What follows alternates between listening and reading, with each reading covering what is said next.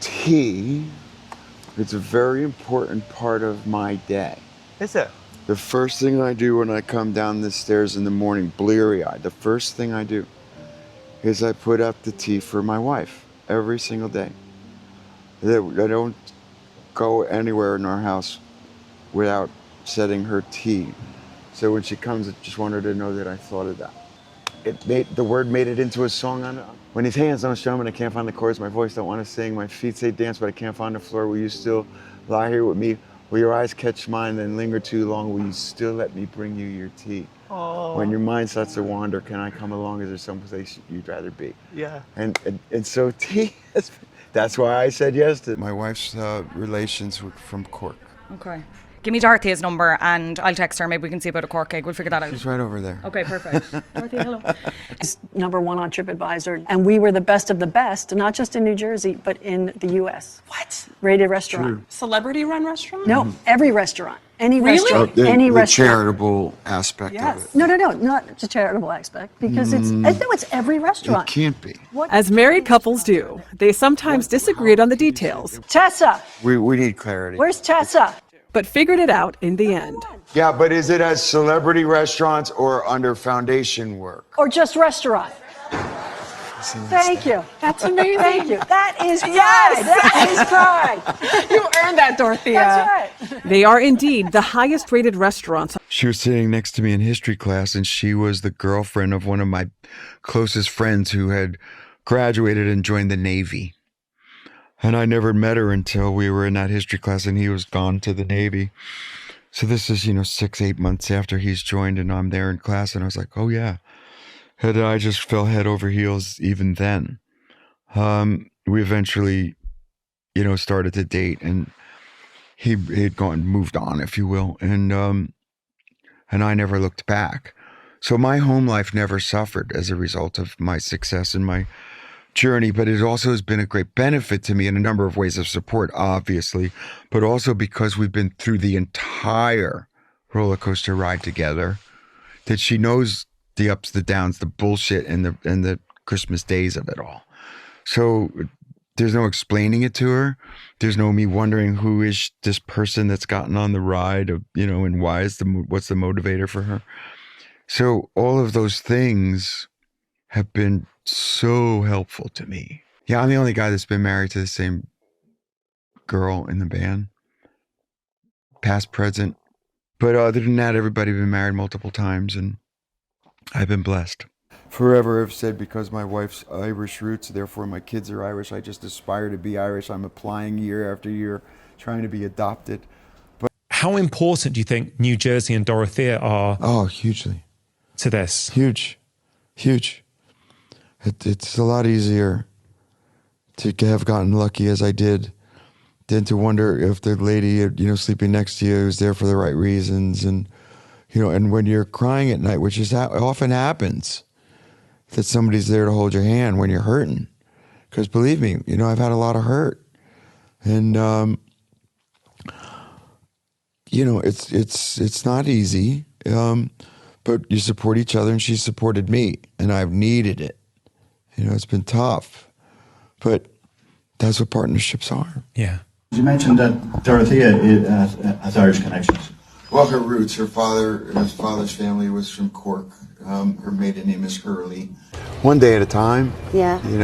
With just a mutual appreciation society, we kind of dig each other, so it's good for me. Just keep working at it, keep being kind to one another. Yeah, I love it. Amazing. At the end of the 15th show, I remember going into that dressing room in Nashville, Tennessee, and saying to my wife, "It's pretty good." And she looked at me and she said, "It wasn't." People think, "Oh, what a blow." It really wasn't, because she's going to tell me the truth. And I'd really psyched myself up to try to be great, because it's Nashville, it's my friends. Yeah. And I came off thinking, all right, that was pretty good. And she says, "No, it's not. I know when you're good." And that hurt, because I thought that was the end of it, because I've tried everything. Red, White, and Jersey is a simpler song.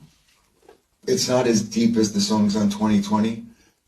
Simply because this was a moment in time when I said, I want to say thanks to my wife, to my friends, to the band, to everybody, and said, yeah, let's go out and just simply, with this one, Smile again. Able to say that my high school sweetheart Dorothea is still by my side.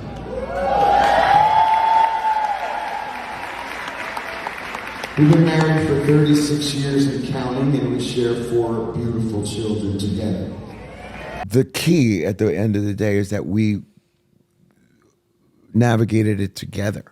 Because we were 18 in high school, she's seen every aspect of this.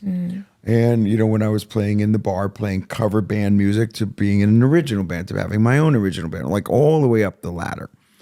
Therefore, nothing was going to be a surprise to her because we were living it together. You know, I was in a rock band, but we were at that age together. So nothing was deeper than the connection that we had. Right. You know, that's really what mattered. Mutual Admiration Society. Okay. It started there. Immense respect, always. Just because I was in awe of her. She was more well-read than I was. She was more worldly than I was. I had a drive that no one else had. We complemented each other in that way. We weren't competitive in any of that. So it was a great partnership. And we weren't jealous of each other in any way. Was she a great support when you were undergoing all of this rehabilitation?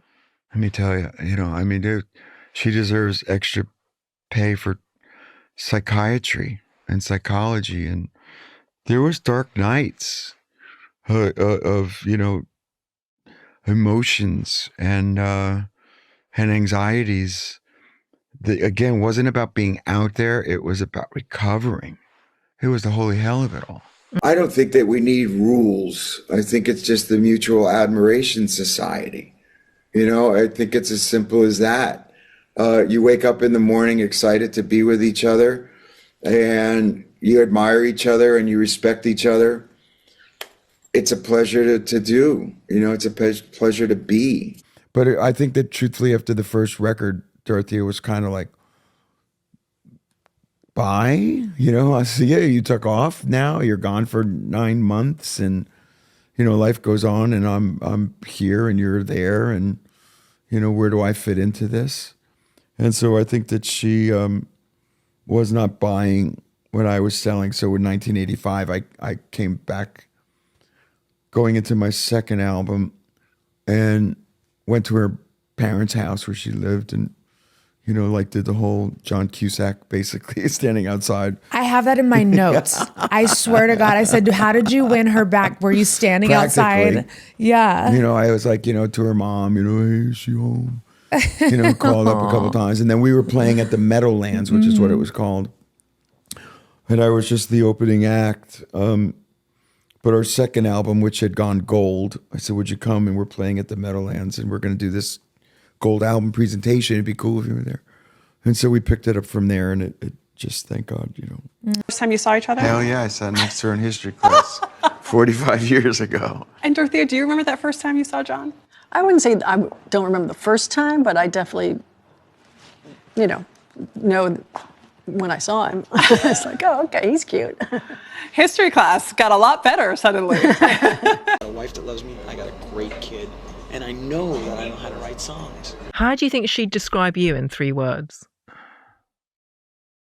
You can't say Jon Bon Jovi. Yeah, right. Thank you. You did that for me. I don't know. You'd have to ask her. I really don't know. You'd have to ask her.